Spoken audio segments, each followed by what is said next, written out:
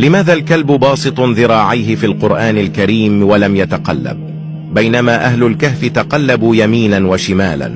أحد علماء الطب الألمان يقول: كنت مسافرا يوما، وصادفني في المطار شابا قدم لي نسخة من القرآن المترجمة.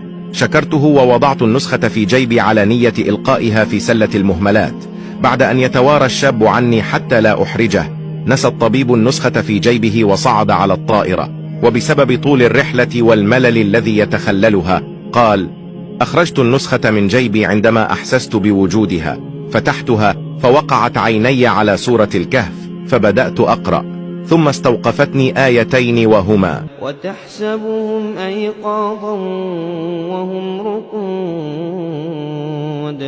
ونقلبهم ذات اليمين وذات الشمال وكلبهم باسط ذراعيه بالوصيد لو اطلعت عليهم لوليت منهم فرارا ولملئت منهم رعبا.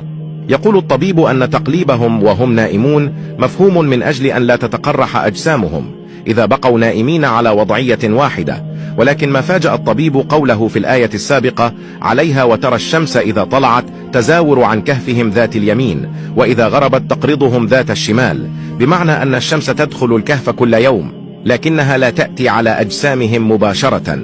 يقول: هذا معروف في الطب حتى لا تحدث تقرحات السرير، يجب أن تكون الغرفة مهواة وتدخلها الشمس دون أن تكون مباشرة على الجسم.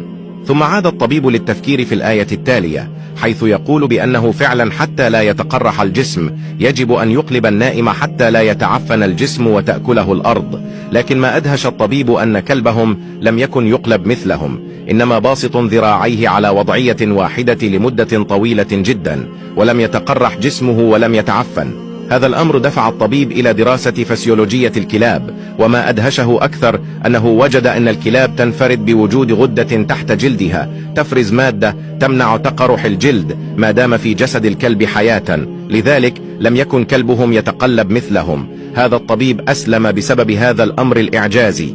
وما أدهشني أيها القارئ الكريم أن الطبيب من أول قراءة للسورة استوقفته أمور إعجازية ولم يمر عليها مرور الكرام كما نفعل نحن، وربما الكثير منا قرأ سورة الكهف آلاف المرات وأنا منهم، ولكن لم تستوقفه أمور إعجازية. الله سبحانه وتعالى أمرنا بأن نقرأ القرآن ونتدبره،